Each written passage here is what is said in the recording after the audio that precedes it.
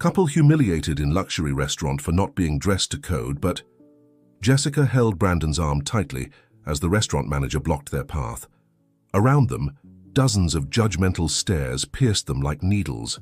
"I'm sorry, but our establishment has a strict dress code," said Richard, the manager, looking the couple up and down with barely concealed disdain.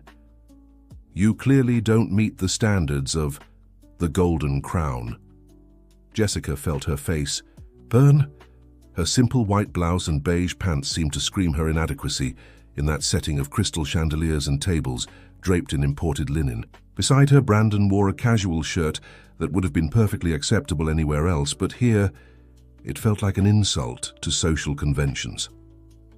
"But we have a reservation," Brandon insisted, trying to keep his voice steady as whispers grew around them. "Reservation or not, there are rules," Richard replied, adjusting his silk tie. "This is an exclusive environment. Our clients expect a certain standard." An elderly lady covered in jewels watched the scene, shaking her head in disapproval. A young couple discreetly took photos, likely to post on social media. Jessica had never felt so small. "We can pay," she murmured, her voice almost inaudible. Richard let out a short, dry laugh. "Sweetheart, it's not about money, it's about appropriateness. You simply don't belong here." Brandon clenched his fists, but Jessica held him tighter. It wasn't worth it. Not here. Not with all those people watching. She just wanted to disappear, to vanish from that dining room where every gilded detail seemed to mock her simplicity. "Let's go," she whispered to Brandon. But before they could turn away, a firm voice cut through the air. "Richard, what's going on here?" Everyone turned. A woman in her 60s, elegantly dressed in a navy blue suit, approached with determined steps. Her silver hair was impeccably styled, and her sharp blue eyes gleamed with an authority that made even the arrogant manager shrink back. "Mrs. Victoria," Richard stammered. I saw what you were doing," Victoria interrupted. She looked at Jessica and Brandon with a kind smile. "Please, join me. You'll dine at my table tonight." The silence that followed was deafening. Richard turned pale. "But ma'am, the dress code. I know the rules of this restaurant very well, Richard.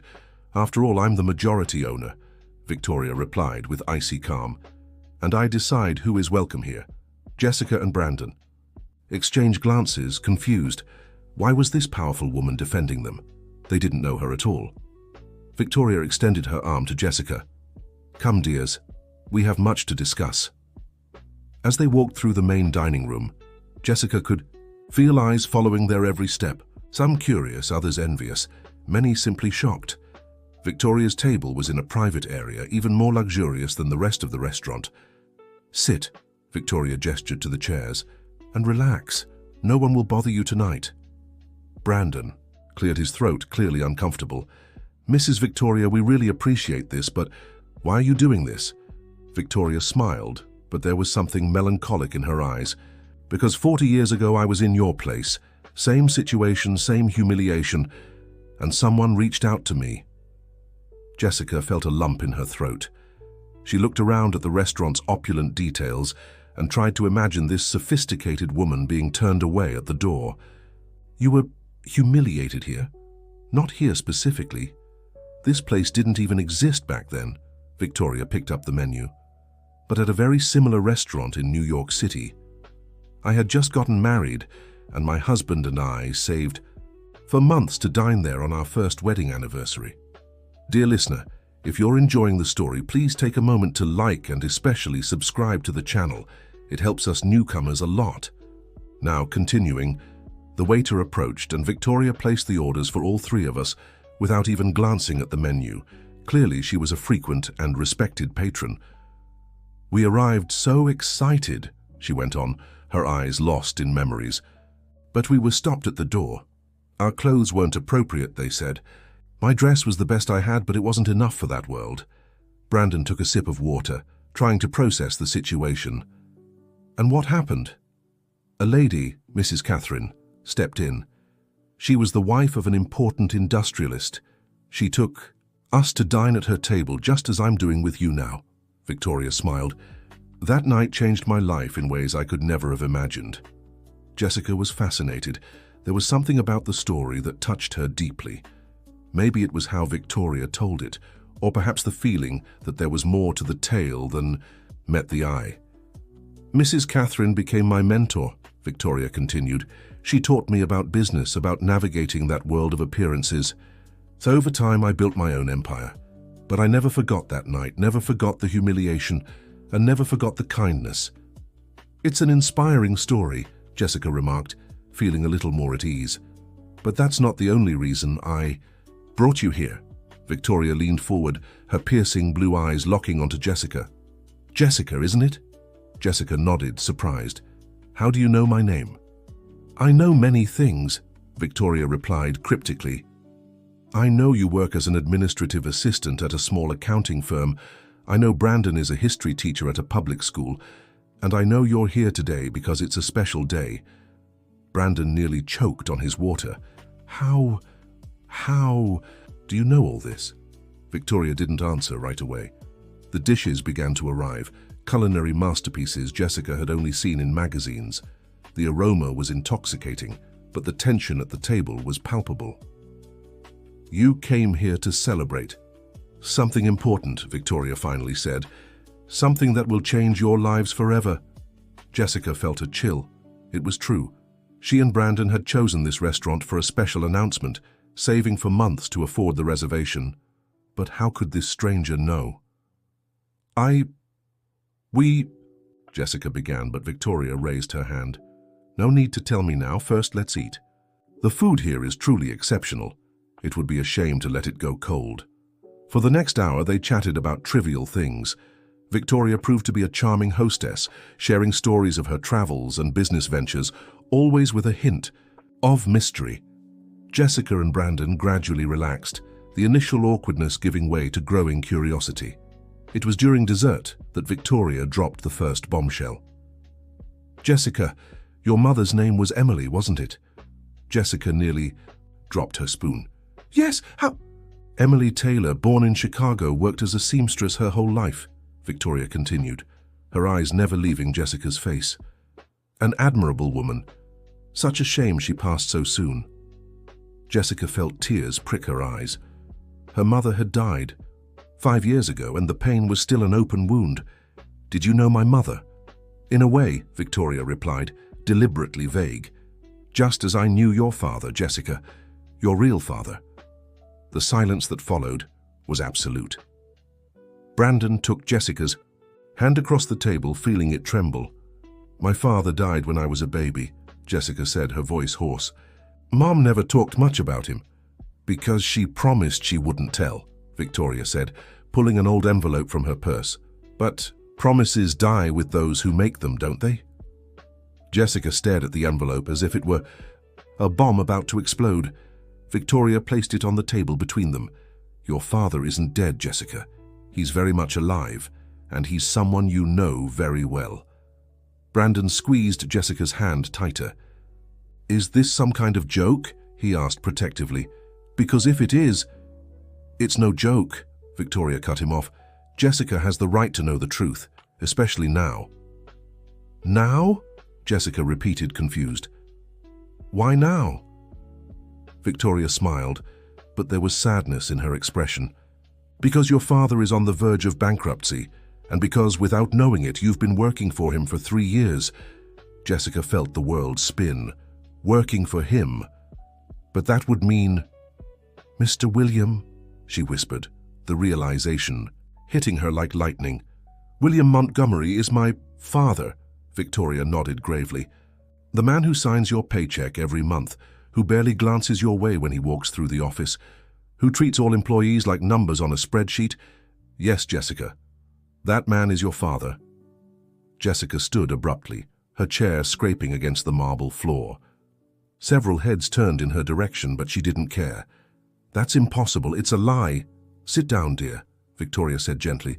There's much more you need to know. No, Jessica shook her head, tears now streaming freely.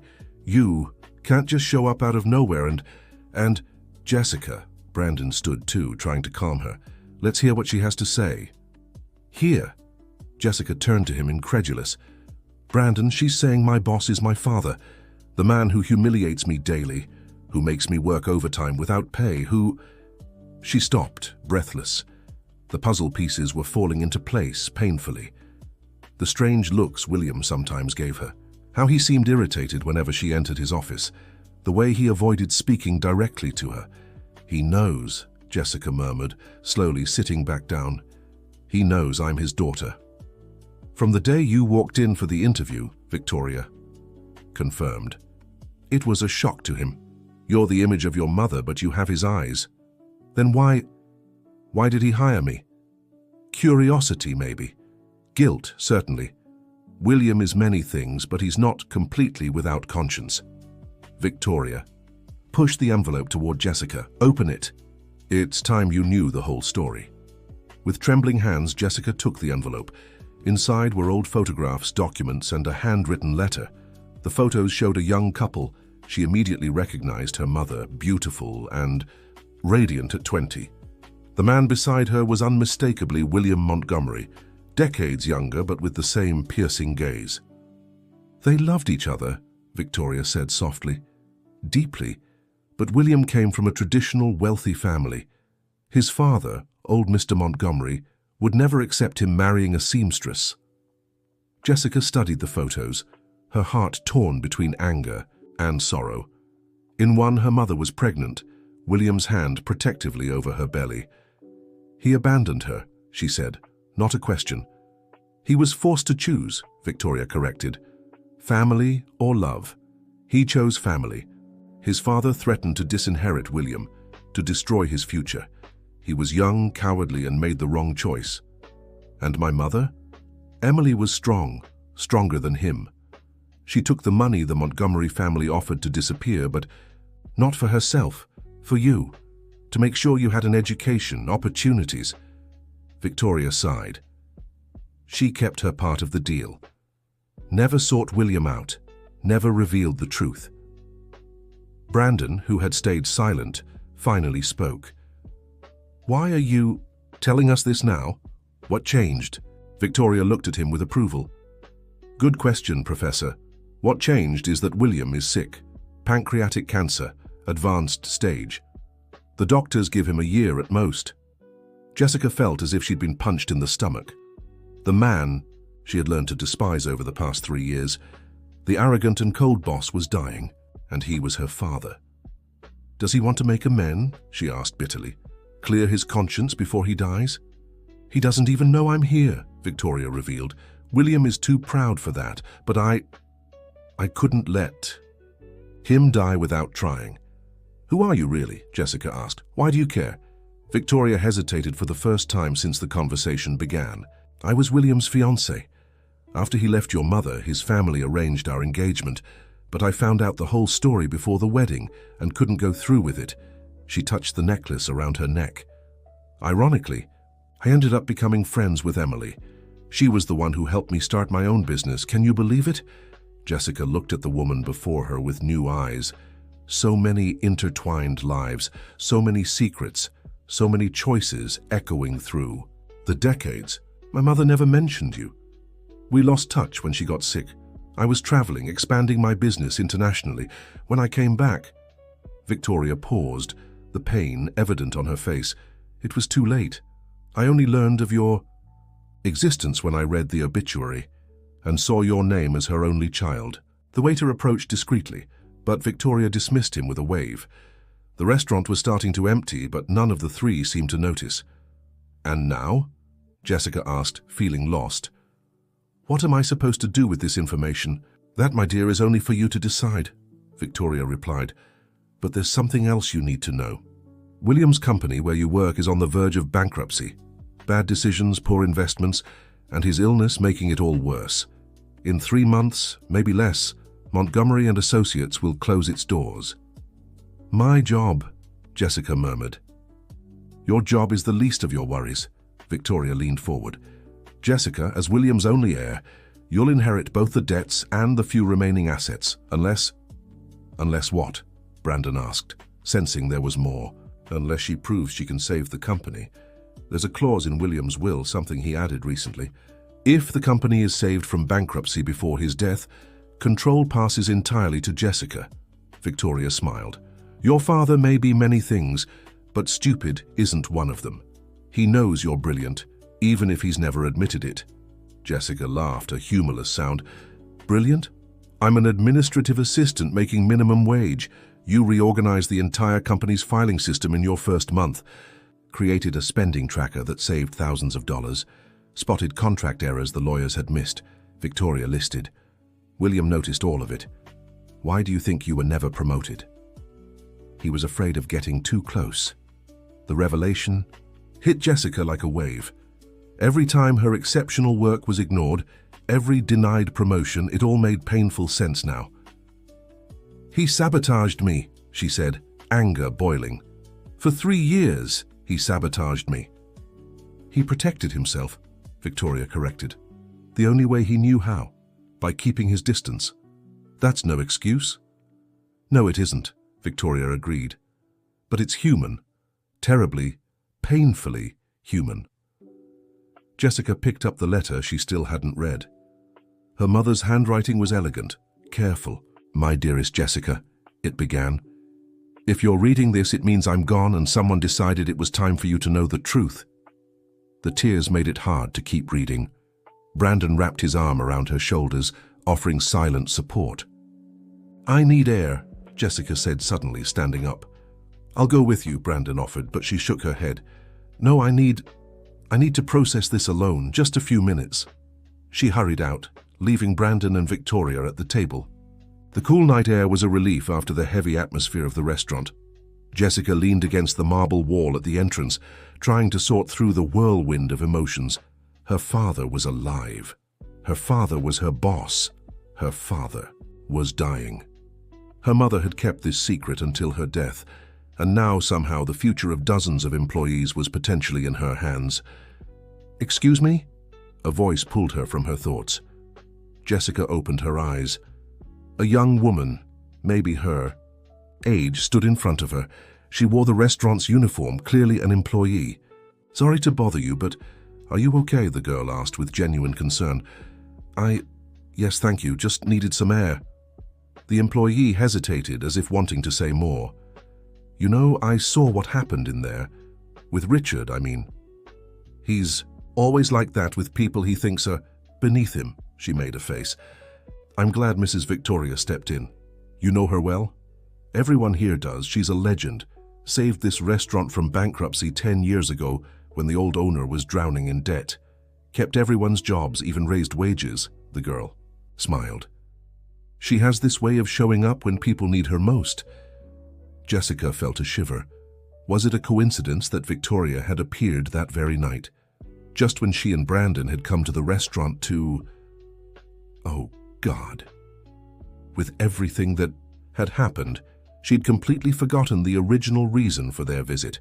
I need to go back, Jessica said quickly. Thanks for your concern. Of course, and hey, the employee called as Jessica reached the door. Whatever you're going through, it's going to be okay. Mrs. Victoria doesn't help people by accident. Jessica nodded and stepped back inside. Brandon and Victoria were speaking in low voices, but stopped when she approached. Better? Brandon asked, concerned. A little. Jessica sat down, taking his hand. Victoria, I need to ask you something. How did you know we'd be here tonight? Victoria smiled mysteriously. Let's just say I have my connections. And when I heard that Emily's daughter had made a reservation at my restaurant, well, I couldn't resist the chance to finally meet her. Your restaurant, Jessica repeated. Of course. But that wasn't all, Victoria admitted. I know. You two came here for a special reason, and I didn't want Richard's rudeness to ruin your moment. Jessica looked at Brandon, who nodded encouragingly. She took a deep breath. I'm pregnant, she announced simply. We found out a week ago. We came here to celebrate. Victoria's face lit up with genuine joy. Oh, my dear, what wonderful news. She paused, understanding dawning in her eyes. And now you find out that your baby's grandfather is a man who despised me my whole life without me ever knowing why, Jessica finished bitterly. Who has a failing company and terminal cancer. Perfect timing, right? Life rarely has perfect timing. Victoria mused, but sometimes it's exactly the timing we need, not the one we want. What does that mean? It means you have choices to make now, not just for yourself, but for your child. Choices about forgiveness, about family, about the kind of legacy you want to leave behind. Victoria picked up her purse. I'll let you two talk, but before I go, she pulled out a card and handed it to Jessica. My personal number. When you're ready, if you want help saving the company, call me. I have experience turning around failing businesses, and it would be an honor to help Emily's daughter. Why? Jessica asked. Why would you do this for me? Because your mother once saved me when I needed it most. Because I believe in things coming full circle, and because... Victoria gently touched Jessica's face. You remind me so much of her. Strong, determined, but with a heart too. Big for your own good. Victoria stood up, kissed them both on the cheek and left, leaving the couple alone in the increasingly empty restaurant. Now what? Brandon asked softly. Jessica looked at the photos scattered on the table, at her mother's unfinished letter, and at Victoria's business card. Now? She repeated, resting a hand on her still flat stomach. Now it seems we have a lot to think about. Dear listener, if you're enjoying the story, don't forget to like and subscribe to the channel. It really helps those of us just starting out. Now, back to the story. The next morning, Jessica woke up with a determination she hadn't felt in years. The night had been long, filled with conversations with Brandon, tears and tough decisions. But by sunrise, she knew what she had to do. She arrived at work earlier than usual. The Montgomery and Associates building was modest by corporate standards. 5 floors of concrete and glass already showing signs of neglect. The peeling paint, the overgrown garden, even the sign needed repairs. Good morning, Jessica. George, the doorman, greeted her. Wow, you're early today. Good morning, George. Yeah, I have a few things to get ahead on. She took the stairs. The elevator had been broken for 2 weeks, and no one had authorized the repairs. Just another sign of the company's decline. Her small cubicle was on the 2nd floor, far enough from William's office on the 5th to avoid casual run-ins. Now she understood it wasn't a coincidence. Jessica turned on her computer and got to work, but not on her usual routine tasks. For the first time in 3 years, she accessed the company's full financial reports.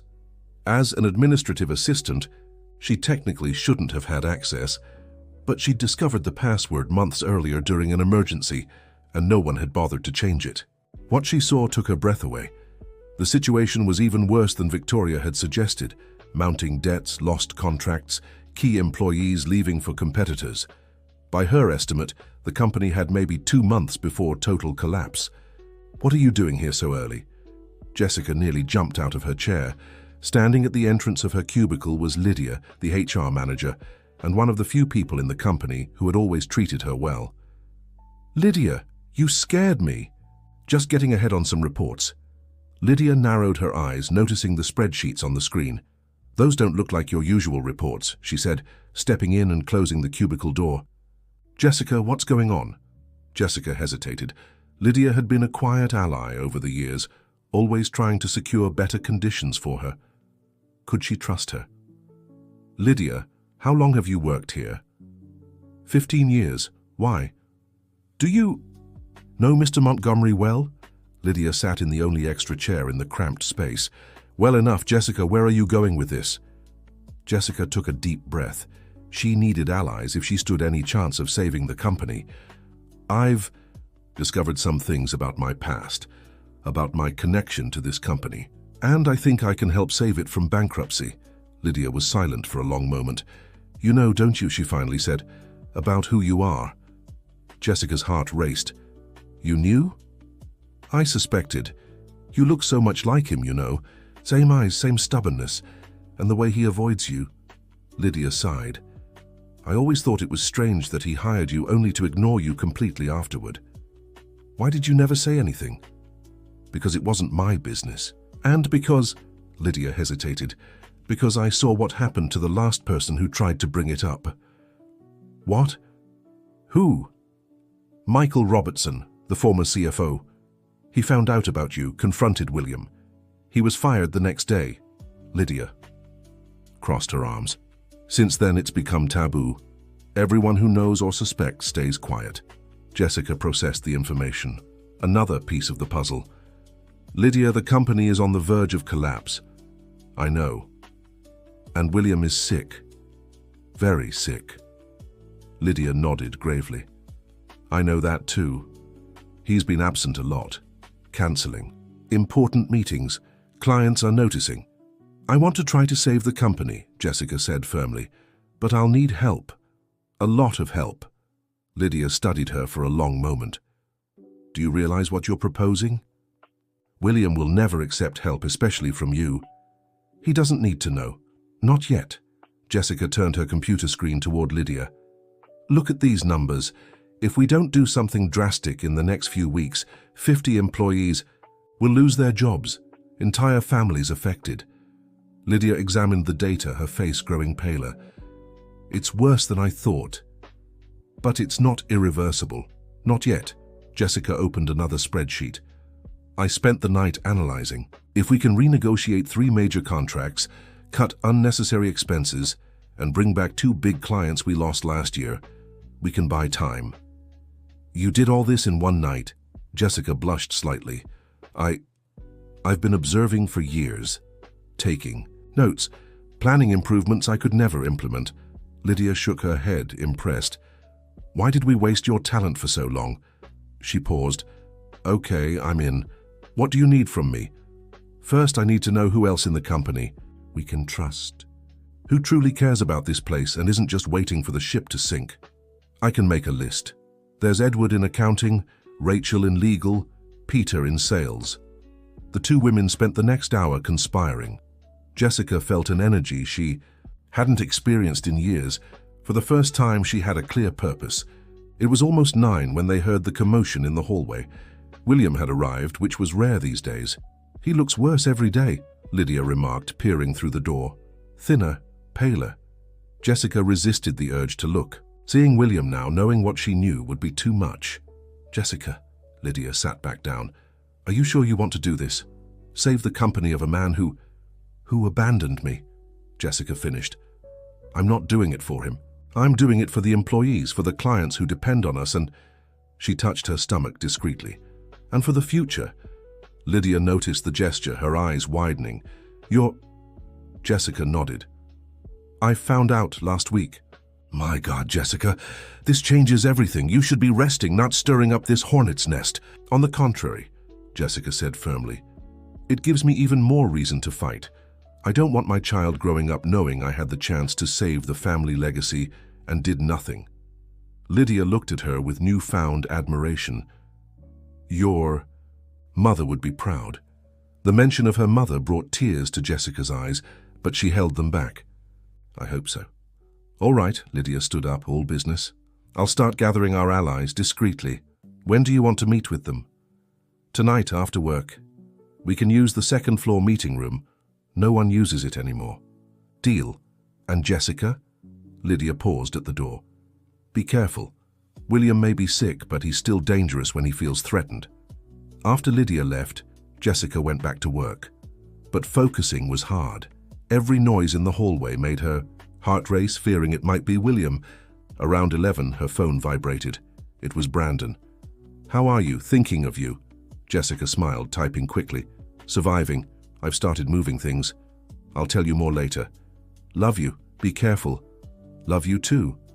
She was putting her phone away when she noticed someone standing in front of her cubicle. Her blood ran cold. It was William. He really had lost weight, the expensive suit hanging too loose on his frame. His eyes, Jessica realized with a shock, were sunken, ringed by deep shadows. Mr. William, she managed to say, standing awkwardly. He studied her for a long moment, as if seeing her for the first time. Jessica forced herself to hold his gaze, even though she wanted to look away. The quarterly reports, he finally said, his voice hoarse. I need them by the end of the day. Yes, sir, they're almost ready. He nodded but didn't move. Jessica could feel the tension between them, decades of secrets and lies forming an invisible barrier. Jessica, he began, then stopped. For a moment, she saw something in his face. Regret? Pain. But it passed too quickly. Just make sure they're accurate. And with that, he was gone, leaving Jessica trembling in her cubicle. The rest of the day passed in a blur. Jessica worked automatically on her usual tasks, while her mind replayed the encounter. There was something different about William today, the way he'd said her name. By 6 in the evening, the office was nearly empty. Jessica waited another half hour before heading up to the abandoned meeting room. Lydia was already there, along with 3 others. "Jessica, you know Edward, Rachel, and Peter," Lydia introduced them. Jessica recognized them all by sight, but had never interacted much with them. Edward was a middle-aged man with a professorial air, Rachel an elegant woman in her early 40s, and Peter a driven young man who always seemed in a hurry. "Lydia told us you have a plan to save the company." Edward got straight to the point. "Is it true?" "It's more than that," Jessica replied. "I have information you all need to know about why I'm doing this." She took a deep breath and told them everything, about Victoria, about the revelation of her paternity, about William's illness. When she finished, the room was utterly silent. "My God," Rachel murmured. "You're William's daughter." "That explains so much," Peter shook his head. "The way he acts around you, the denied promotion. But we're not here to discuss the past," Jessica interrupted. "We're here to make sure this company has a future, that our colleagues keep their jobs." She turned on the projector and began presenting her analysis. The 4 listened intently, occasionally asking questions or making suggestions. "It's ambitious," Edward remarked when she finished, "but not impossible. The problem is implementing all of it without William noticing." "He barely shows up anymore," Peter argued. "Today was an exception. Most days he's locked in his office or doesn't even come in." "Still, it's risky," Rachel bit her lip. "If he finds out..." "He'll find out eventually," Jessica said. "But hopefully by then we'll have results he can't ignore." "And what if he just fires all of us?" Edward asked. "It's a risk," Jessica admitted. "But the alternative is watching the company sink. How many of you have families, bills to pay?" Everyone raised their hands. "Then you know why we have to try." Lydia leaned forward. "What do you need from each of us?" Jessica smiled for the first time since the meeting began. "Edward, I need you to find every wasted dollar in this company. Cut anything non-essential. Rachel, review all active contracts, look for loopholes, opportunities to renegotiate. Peter, I want a list of all the clients we lost last year and why." "And you?" Peter asked. "I'll do what I do best," Jessica replied. "I'll organize everything, create systems, make sure every piece fits perfectly." "When do we start?" Edward asked. "Now," Jessica answered. "We don't have time to waste." The next 2 weeks were a whirlwind. Jessica arrived early and left late, always careful not to raise suspicions. Brandon was worried about the workload, especially considering her pregnancy, but she reassured him, saying she was being cautious. Edward uncovered outrageous expenses, suppliers overcharging, unnecessary service contracts, even ghost employees on the payroll. "How did this go unnoticed for so long?" Jessica asked, shocked by the numbers. "William trusted the former CFO too much," Edward explained. "And after Michael was fired, no one properly took over supervision. Rachel found several opportunities in existing contracts. Many have renegotiation clauses that were never exercised," she reported. "We can save at least 30% in some cases." Peter brought the best news. "3 of the clients we lost are unhappy with the competition," he said excitedly.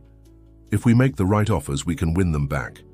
Jessica coordinated everything, creating spreadsheets, timelines, strategies. It was like conducting a secret orchestra, each musician playing their part without the official conductor knowing. It was Victoria who provided crucial help. Jessica had called her after much hesitation, and the woman responded immediately. "Of course I'll help," Victoria said during a discreet lunch. "I have contacts that could be useful, and I can make some strategic investments if needed." "I don't want charity," Jessica insisted. "It's not charity, it's business," Victoria smiled.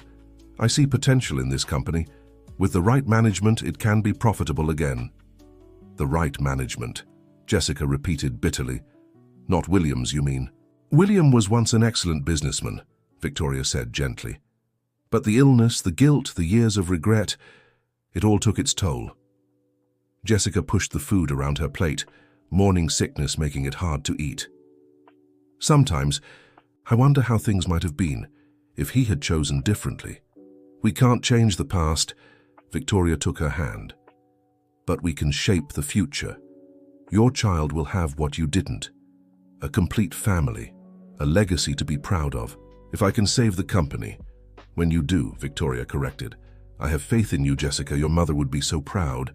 Tears came without warning, and Jessica let them fall. She had cried more in the last few weeks than in years. I'm sorry, she apologized, reaching for a tissue. Never apologize for feeling. Victoria offered her own handkerchief. Tears are just love finding a way out. Back at the office, Jessica found a surprise on her desk. A vase of wildflowers, no card. She looked around confused, but no one seemed to know who left them. Secret admirer? Lydia teased, walking by.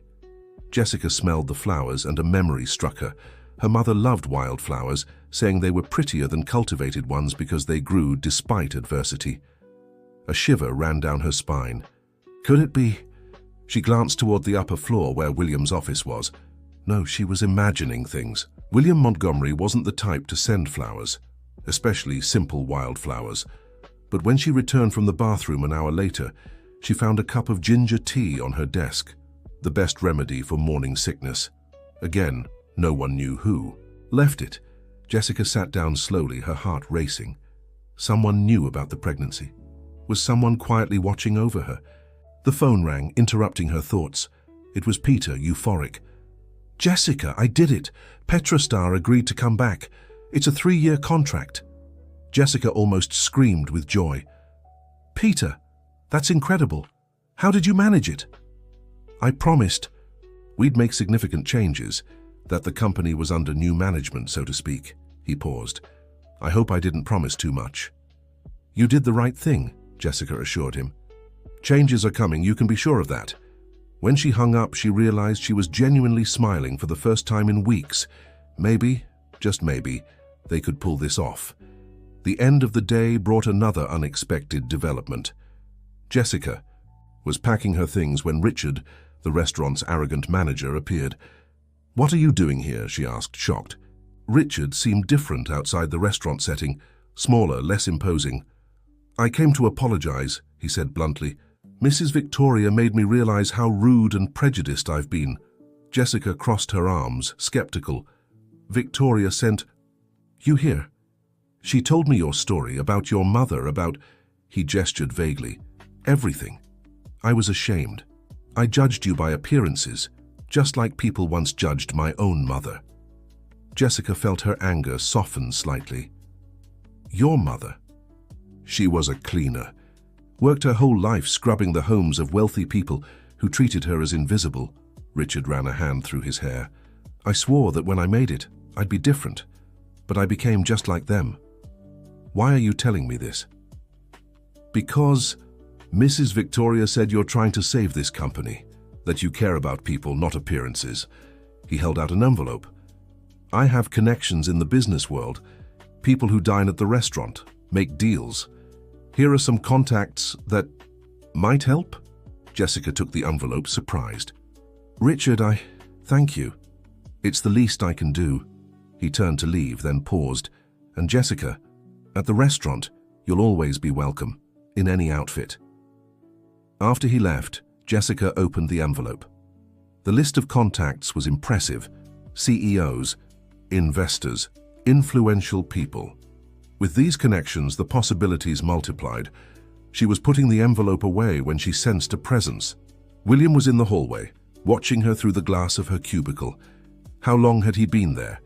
Their eyes met briefly before he turned and disappeared. Jessica froze, her heart racing. There was something in his gaze. Sadness? Pride? It was impossible to tell. The phone vibrated. Brandon. Dinner out tonight. We should celebrate the good news. Jessica smiled. Yes, she needed to share the day's victories with someone who loved her unconditionally. I'd love that. See you at home in 30 minutes. As she took the stairs, The elevator was still broken, but Edward had already included the repair in the budget. Jessica felt a lightness she hadn't experienced in a long time. Things were changing. Slowly, quietly, but changing. In the lobby, George waved cheerfully. "Good evening, Jessica. Hey, thanks for the tip about my grandson. That scholarship you suggested?" "He got it." Jessica smiled. She'd helped George fill out the application weeks ago during one of her lunch breaks. "That's wonderful, George. I'm so happy for you. You're a good soul, Jessica. Your mother up there must be proud." The words stayed with her as she stepped outside. Yes, she hoped her mother was proud. She was trying to do the right thing, the right way. Dear listener, if you're enjoying the story, take a moment to like and especially subscribe to the channel. It helps us a lot as we're just starting out. Now continuing, dinner with Brandon was an oasis of normalcy in the midst of chaos. They chose a small Italian restaurant in the neighborhood, nothing luxurious but cozy and family-friendly. "You look radiant," Brandon remarked as they shared a pizza, despite everything. "It's the pregnancy hormones," Jessica joked, but there was truth to it. Despite the stress, she felt more alive than she had in a long time. "Tell me about your day."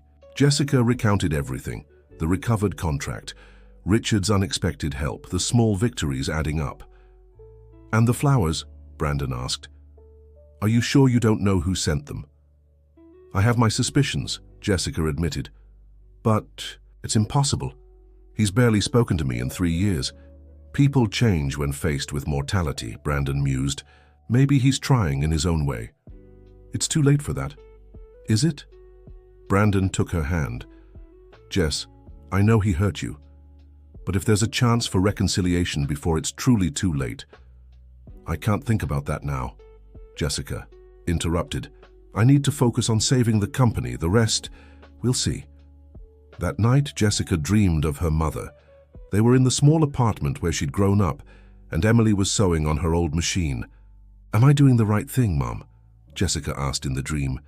Emily smiled, that smile that lit up the whole room. "You're following your heart, my dear. That's always right." "But it's so hard. He abandoned me. Abandoned us." "Abandonment hurts the one who leaves the most," Emily said cryptically. "Forgiveness frees the one who forgives." Jessica woke with tears on her face, and the feeling her mother was trying to tell her something important. The following weeks were intense. Jessica's secret team worked tirelessly, each in their own area. Results began to show.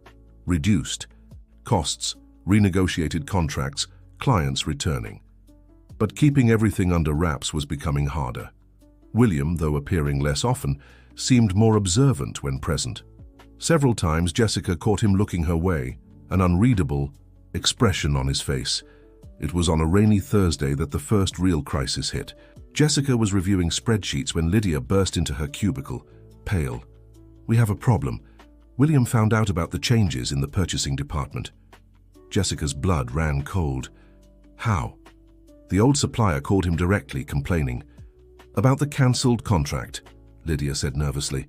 "He's furious. He summoned Edward for a meeting right now." Jessica stood immediately. "I'm going with him." "Jessica, no. If you expose yourself now—" "Edward can't take the blame alone," Jessica said firmly. "It was my idea." Before Lydia could protest further, Jessica was already heading upstairs. She found Edward outside William's office, visibly shaken. "Jessica, what are you doing here?" "Going in with you," she replied simply. "Absolutely not. This is professional suicide." "Edward, we're a team. We go in together." Before he could argue further, Jessica knocked and entered. William stood behind his desk, his face a mask of controlled fury. "I didn't call—" He stopped when he saw her. "Jessica." "Mr. William," she kept her voice steady. "I came to clarify the situation about the suppliers." "You?" He leaned forward. "What do you have to do with this?" Jessica took a deep breath. It was the moment of truth. "I was the one who identified the overbilling. Edward only carried out the necessary changes to protect the company's interests." The silence that followed was suffocating. Edward looked between them, clearly lost about the dynamic at play. "Overbilling," William repeated slowly. And you decided to act on your own. With all due respect, sir, I tried bringing these issues to your attention multiple times over the past 2 years. Jessica maintained eye contact. My reports were ignored. Your reports? He pulled a folder from his drawer. Jessica recognized them. They were the reports she had submitted, all marked with file in her handwriting. Could you read them? She said, surprised. Every word, William confirmed. Every suggestion, every analysis, every damn comma. Edward cleared his throat uncomfortably. Mr. William, if I may. Leave us, Edward, William ordered without taking his eyes off Jessica. This is between me and Ms. Taylor. Edward looked at Jessica questioningly. She gave a slight nod and he reluctantly left. Alone, father and daughter faced each other across the desk. Why? Jessica finally asked. Why read everything and do nothing? William stood and walked to the window, turning his back to her. Because implementing your ideas would mean promoting you. It would mean working closely with you. It would mean... He paused. It would mean acknowledging I exist beyond an employee number, Jessica finished bitterly. He turned and Jessica was shocked to see tears in his eyes. It would mean looking at you every day and seeing Emily, seeing what I lost, what I threw away. Her mother's name on his lips felt like a punch. Jessica had to steady herself on the chair. Don't talk about her, she said, her voice shaking. You don't have that right. No, I don't, William agreed. I have no right to anything when it comes to you. But that doesn't change the fact that... He stopped, struggling for words. That I'm your daughter, Jessica said bluntly. Say it. It won't change anything. William sat back down, looking as though he'd aged 10 years in minutes. When you showed up for the interview 3 years ago, I thought you were a ghost. You look so much like her. Why did you hire me?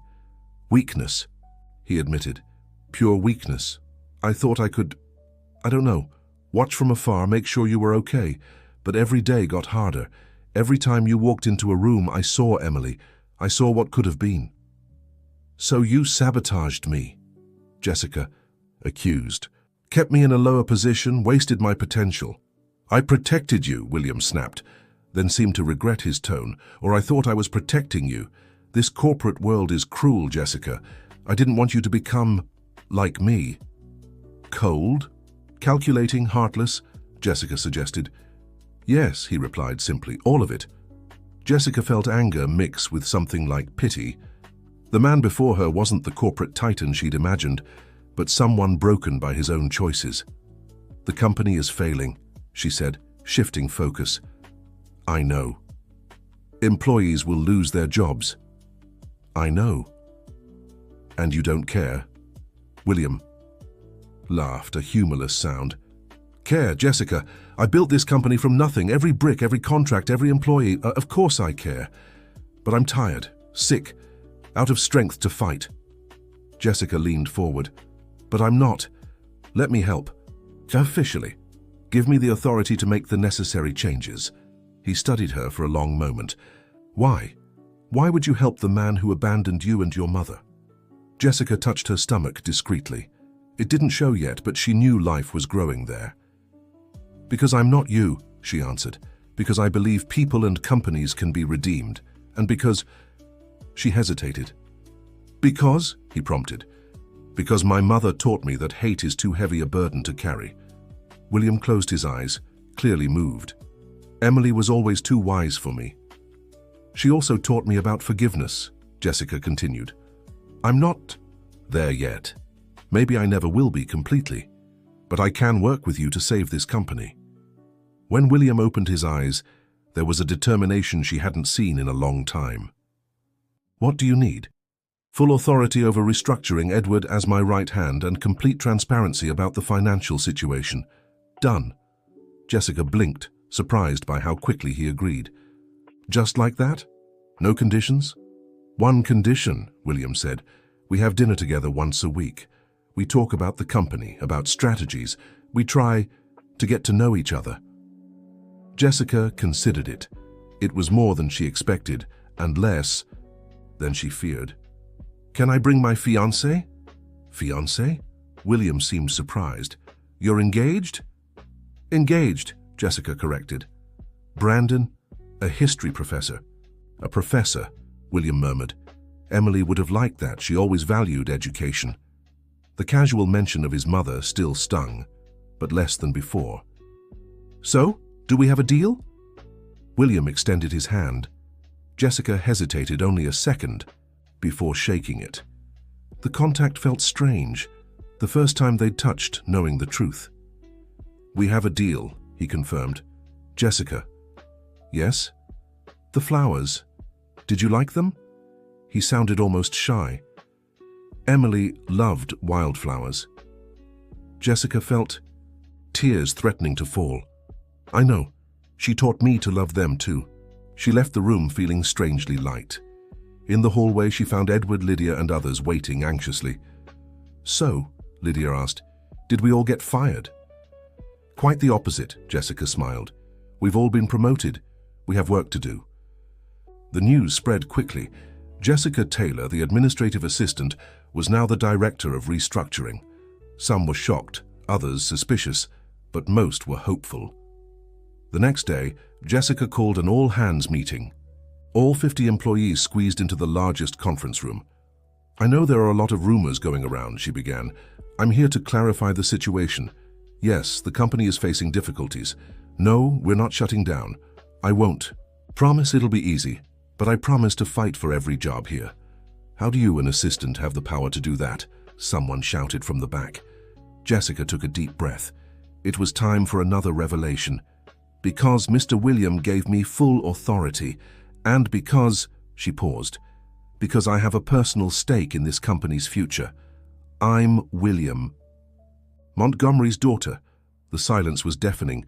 Then came the murmurs, the exclamations, the questions. Jessica raised a hand for quiet. I know it's a shock. It was for me too when I found out. But I'm not here because of nepotism. I'm here because I love this company and the people who work here. Together, we can save it. What do you need from us? Asked George, the doorman, from the back of the room. Jessica smiled. I need you to trust me, to work hard, to believe we can turn this around. One by one, the employees began to applaud. Not all, some still looked skeptical, but most were willing to give her a chance. After the meeting, Jessica was in her old cubicle, gathering her things to move to a larger office when she felt dizzy. She steadied herself against the desk, waiting for it to pass. Jessica. It was Rachel. Are you okay?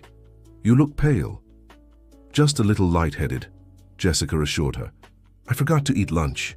Rachel studied her with a knowing look. How many weeks? Jessica looked at her in surprise. How did you... I have 3 kids, Rachel smiled. I recognize the signs. You need to take better care of yourself, especially now with all this responsibility. I know, it's just a lot happening at once. Does William know? Rachel asked gently. About the baby? Jessica shook her head. Not yet, I don't know how to tell him. We just started speaking again after years of silence. He deserves to know he's going to be a grandfather, Rachel advised. It might be exactly what he needs to fight his illness.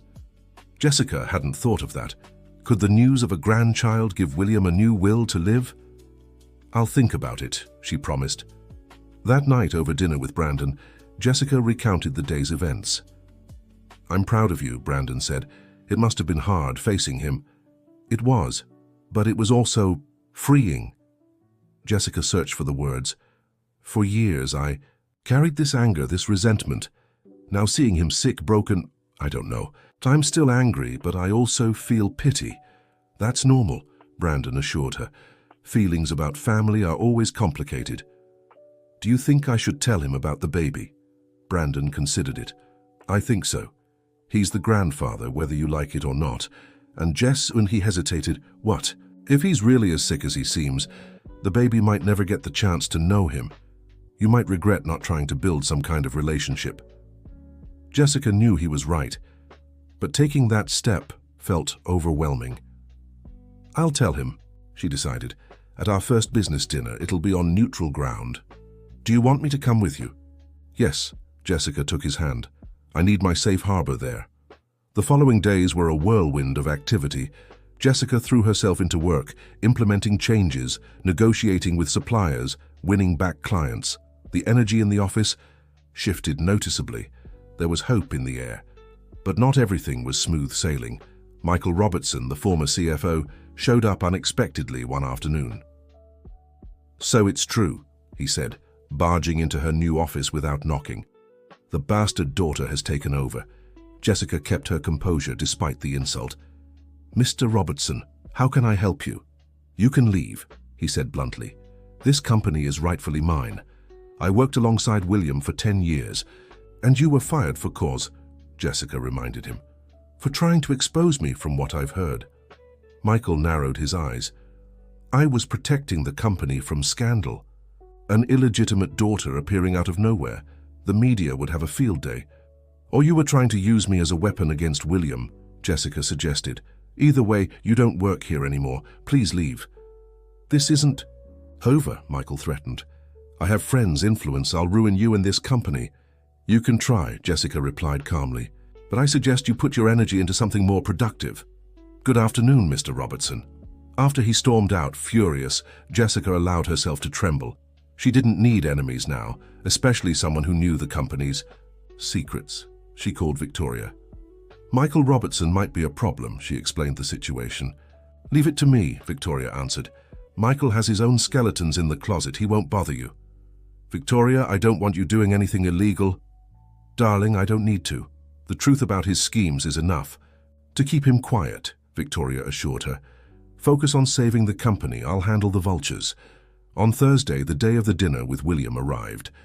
Jessica chose a discreet restaurant, far from the luxury of the Golden Crown. They needed neutral ground. William arrived promptly, looking more nervous than she'd ever seen him. "Jessica, Brandon," he greeted them formally. "Mr. Montgomery," Brandon replied, shaking his hand. They sat down, the initial silence uncomfortable. It was Brandon who broke the ice. "Jessica told me about the company's progress. It sounds promising." William nodded, visibly grateful for the neutral topic. "Yes, this week's numbers already show improvement. Jessica has done exceptional work." "I had good teachers," Jessica said, then immediately regretted it. The reference to her mother hung between them. "Your mother," William said after a moment. "She was brilliant with numbers. She could have been an accountant, an economist, anything. But circumstances—" "She was happy," Jessica interrupted. "Despite everything, she built a good life for the two of us." "I know." William pulled something from his pocket. "An old photo." "I kept track. From afar. Always from afar, but I kept track." Jessica took the photo. It was her at 5 years old on her first day of school. Her mother was crouched beside her, adjusting her uniform. "You were there?" she asked, shocked. "Across the street, every year on the first day of school." "It was my own personal torture ritual." He ran a hand over his face, seeing what I'd lost. Brandon squeezed Jessica's hand under the table. "Why didn't you ever try to reach out?" Jessica asked. "After your father died, you could have." "Fear," Richard admitted. "Pure fear. How could I show up after years and say, 'Hi, I'm your father, sorry for abandoning you'? Emily had built a life without me. You were fine. I thought my presence would only bring pain. And instead it brought a lifetime of unanswered questions," Jessica said. "Yes," he agreed. "Another mistake on my long list." The waiter came to take their orders, giving everyone a moment to breathe. When they were alone again, Jessica decided it was time. "Richard," using his name still felt strange, "there's something you need to know." He looked at her expectantly. "I'm pregnant," she said simply. "You're going to be a grandfather." Richard's water glass slipped from his hand, spilling across the table. Brandon quickly helped clean it up while Richard sat frozen. "Grandfather," he repeated, as if testing the word. "I'm going to be a grandfather." "Yes," Jessica confirmed. "In about 6 months." To her surprise, Richard began to cry, silent tears he didn't even try to hide. "I'm sorry," he said. "It's just, I thought I'd lost any chance at having a family. And now you have a chance to do things differently," Brandon said gently. "To be the grandfather you couldn't be as a father." Richard looked at him with gratitude. "You're a good man, Brandon. Jessica is lucky." "I'm the lucky one," Brandon corrected. The rest of dinner flowed more easily. They talked about the company, future plans, even shared a few laughs. It wasn't a full reconciliation. The wounds were too deep for that. But it was a start. As they were leaving, Richard hesitantly touched Jessica's arm. "Can I be part of the pregnancy? Maybe go to some appointments?" Jessica looked at Brandon, who nodded encouragingly. "We can try," she said. "No promises, but we can try." Richard's smile was transformative. For a moment, she saw the man her mother must have loved. "That's all I can ask for." Back in the car, Jessica cried. Brandon held her, letting the tears flow. "You did great," he assured her. "You were amazing." "Why is this so hard?" she sobbed. "Part of me wants to hate him forever. Another part sees a sick old man trying to make things right. Because you're human," Brandon kissed her forehead, "and because no matter what, he's your father." The following weeks brought rapid changes. With official authority, Jessica accelerated the company reforms. The business began showing real signs of recovery. Richard kept his word about their weekly dinners. Each meeting was a little less tense, a little more natural.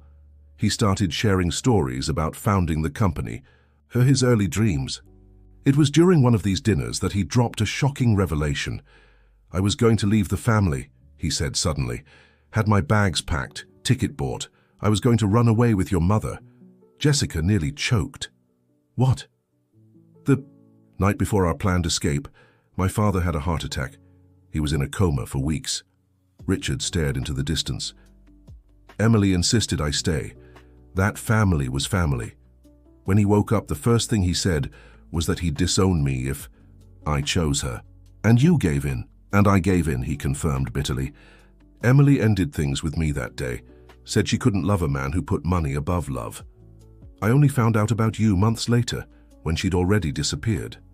"Did you look for her?" Jessica asked. "Desperately. But Emily was smart, and her family protected her. I only found her years later when you were already 3. He paused. "I tried to reach out then, but she threatened to go public if I pushed." Jessica processed the information. More layers in the complex history of her parents. "She was protecting you," Brandon observed. In their own way, both were trying to protect Jessica. "Protection that caused decades of pain," Jessica said. "Yes," William agreed. "The best intentions can create the worst outcomes." That night, Jessica dreamed of her mother again. This time, Emily was holding a baby, the future grandchild she would never meet. "Forgive me, my daughter," Emily said in the dream. "Forgive us both. We did the best we could, with what little we knew." Jessica woke with her face wet from tears and a sense of peace she hadn't felt in a long time. Forgiveness, she realized, wasn't about forgetting. It was about choosing to let go of the weight of anger. At the company, things continued to improve. New contracts were signed, employee morale rose, and even the elevator was finally fixed. But Michael Robertson hadn't given up. One morning, Jessica arrived to find reporters at the entrance. "Ms. Taylor, is it true you're the illegitimate daughter of William Montgomery? How does it feel to sabotage the company from within? What kind of deal did you make to get your position?" Jessica kept her head high and walked straight past them, but inside she was shaking. The story had leaked. William was waiting in his office, his face grim.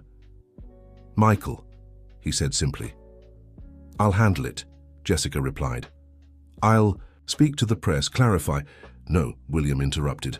"I'll speak. It's time to publicly acknowledge what I should have 28 years ago." "William, you are my daughter," he said firmly. "I'm not ashamed of that. I'm ashamed it took me so long to admit it." The press conference was scheduled for that afternoon. Jessica watched from the sidelines as William faced the reporters. "Yes, Jessica Taylor is my daughter. Yes, I hid this fact for years out of personal cowardice. No, she received no special favors. On the contrary, I hindered her career out of fear of getting close. She's saving this company despite me, not because of me." The questions came fast and aggressive, but William stood firm. When asked about Emily, he was especially eloquent. "Emily Taylor was the great love of my life. My cowardice in choosing money over her is my deepest regret. Jessica inherited her mother's strength and intelligence. luckily not my weakness. Afterward, backstage, Jessica found him pale and exhausted. "Thank you," she said simply. "It was the least I could do," he replied. "Jessica, I need to tell you something. The doctors, they've shortened the timeline. 3 months, maybe 4. Jessica felt the ground disappear beneath her. "No," she whispered. "We still have so much to talk about, to settle. That's why I need to make every day count." He touched her face gently, his first physical show of affection. "I need to meet my grandchild, even if only for a short time." "You will," Jessica promised through tears. "We'll make it work." The fallout from the revelation was mixed. Some clients pulled away, uneasy about the scandal. Others, moved by William's honesty, increased their investments. Victoria was instrumental during the crisis. "The truth always wins in the long run," she advised. "And your story of reconciliation and redemption is powerful. Use it." And Jessica did. In client negotiations, she was transparent about past mistakes and future plans. The authenticity resonated with many. The company not only survived the crisis but emerged stronger. The employees, inspired by Jessica and William's courage, worked even harder. It was George the doorman who summed up the general feeling. "You know, Jessica, we always knew you were special. Now we know why. You have the best of both worlds, the grit of someone who came from nothing and the blood of someone born to lead." 3 months after the public revelation, the company was officially out of the danger zone. They celebrated quietly. William was too weak for grand festivities. During the 6-month ultrasound, Jessica insisted that William accompany her. Seeing his face when the baby appeared on the screen was unforgettable. "It's a girl," the doctor announced. "Emily," William whispered. "She must be named Emily." Jessica looked at Brandon, who nodded. "Emily," she agreed. "Emily Victoria."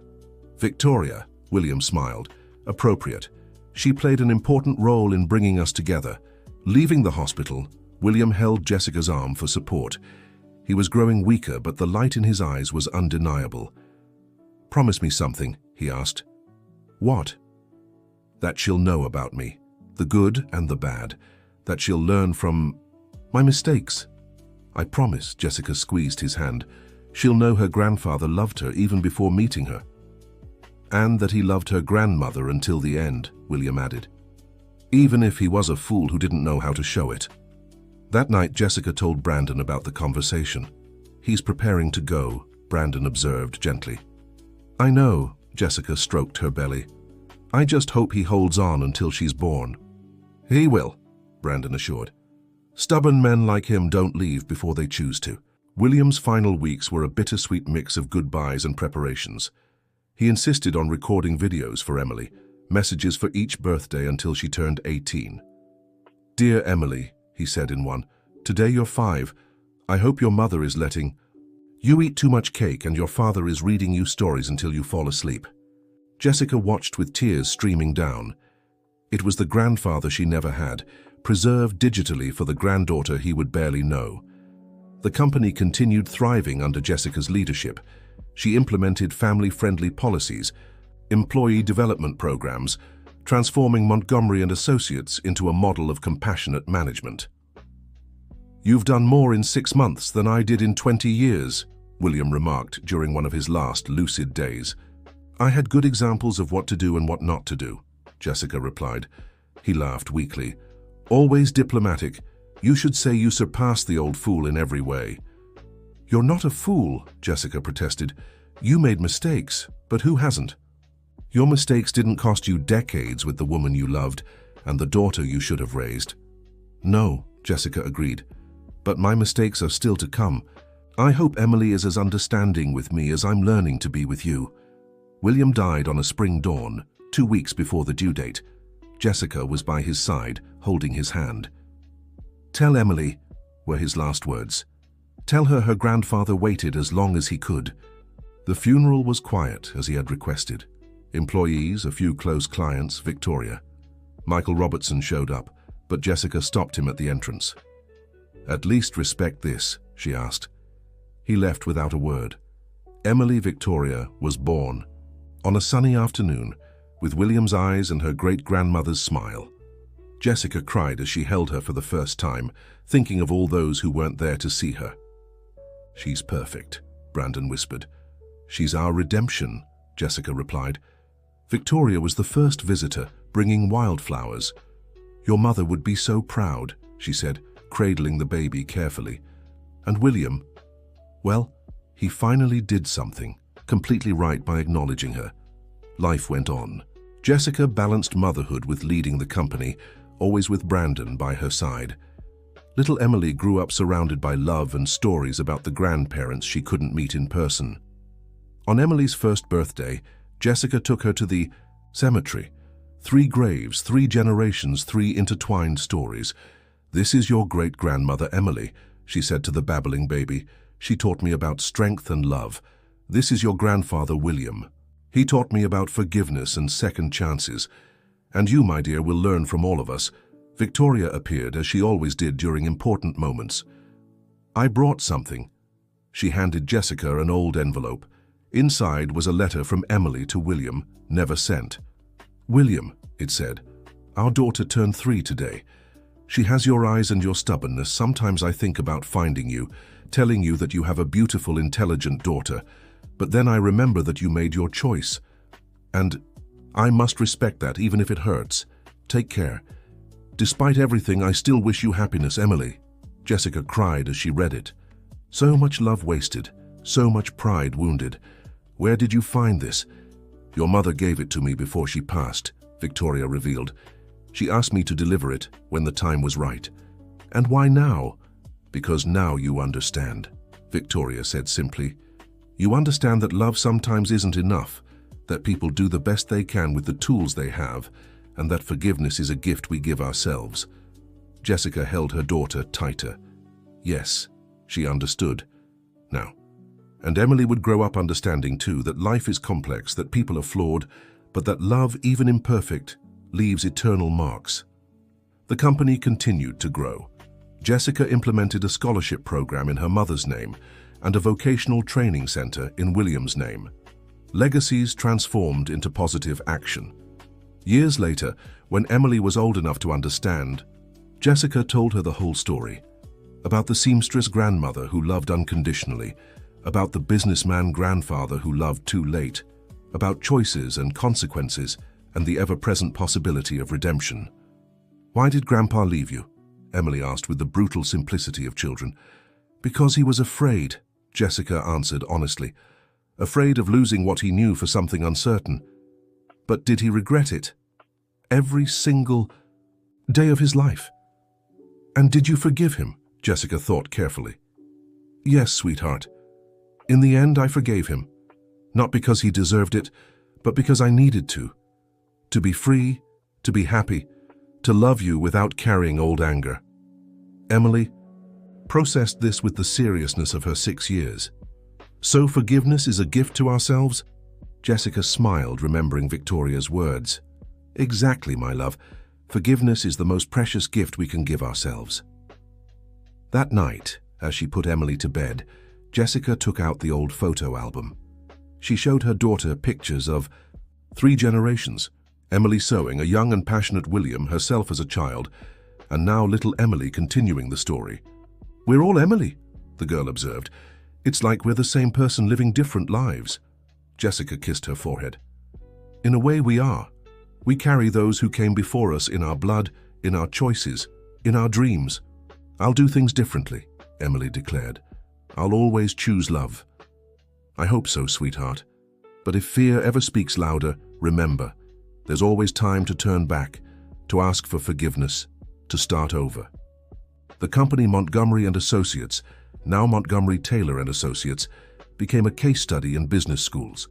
How a family business broken by secrets transformed into a model of transparent and humane management. Jessica occasionally gave lectures, always beginning with the same line. "This is a story about choices, about the price of pride and the power of forgiveness, about how love, even denied, finds ways to survive through generations." Victoria, now a constant presence, in their lives became the grandmother Emily needed. On Sunday afternoons, The three generations gathered for tea and stories. "Tell me again about the night at the restaurant," Emily always asked, "when you met Mom and Dad." And Victoria told the story, each time adding a new detail, turning that night of humiliation into the beginning of redemption, crafting a family fable. Brandon, the ever-reliable anchor, watched his expanded family with quiet satisfaction. A professor turned father, husband to a CEO, posthumous son-in-law to a complex man, he navigated all these roles with grace. "You saved all of us," he said to Jessica one evening as they watched Emily play in the garden. "No," Jessica corrected, "we saved each other, each doing our part, carrying what we could." Time passed. Emily grew up. The company thrived. The wounds, though healed, still ached sometimes on rainy days, but the pain was bearable now, transformed into wisdom. On what would have been William's 70th birthday, Jessica organized a celebration at the company, not for the man he was, but for what he tried to be in the end. Long-time employees shared stories, rescuing some good moments from the past. "He wasn't perfect," Jessica said in her speech, "but in the end he tried. And sometimes the effort is all we can offer." George, now retired but present, stood up. "I worked here for 40 years. I saw Mr. William at his best and worst, but what I saw in his last year, a man trying to mend what he broke, that taught me it's never too late." Others shared similar memories. The portrait that emerged was complex, a flawed man who found courage late in life but found it nonetheless. Emily, now a teenager, listened intently. Later, she sought out her mother. "Is it strange to miss someone I barely knew?" "No," Jessica hugged her daughter. "It's love finding its way through time." The story could end here, with reconciliations, forgiveness, hard-won successes. But real life continues beyond happy endings. Jessica faced other crises in the company. Emily had her own challenges growing up under the weight of a complicated last name. Brandon developed early Alzheimer's, testing every limit of love and care. Yet in every challenge, the lessons of the past guided them. The forgiveness given to William prepared Jessica to forgive others and herself. The transparency forced by revelation became a core value. Love tested by abandonment and reclaimed by courage proved stronger than any obstacle. Victoria lived to see Emily graduate, marry, and have children of her own. On her deathbed, she held Jessica's hand. "I kept my promise to your mother," she said weakly. "I took care of you when you needed it most." "You did so much more than that," Jessica replied through tears. "You showed us that family isn't just blood, it's choice, it's presence, it's love in action." Victoria smiled. "Then honor that. Keep choosing love over fear. Keep being there for those who need you. Keep acting from the heart." And Jessica did. Through decades, through losses and gains, through every hard choice, the company became an empire of compassion. Emily followed in her footsteps, but in her own way. Grandchildren breathed new life into old stories. In the end, because every end comes, Jessica was surrounded by those she loved and who loved her. The material fortune built mattered less than the wealth of relationships nurtured. "Was it worth it?" Emily asked, holding her mother's hand. Jessica thought of William, of her mother Emily, of Victoria, of choices made and unmade, of forgiveness, given and received, of love denied and love reclaimed. "Every tear," she answered, "every moment of doubt, every act of courage. Yes, my daughter, it was worth it." And with that, the circle was complete. Not perfectly. Real life never is. But it was complete with grace, with forgiveness, with the certainty that love, even when it strays, always finds its way home. The end of the story.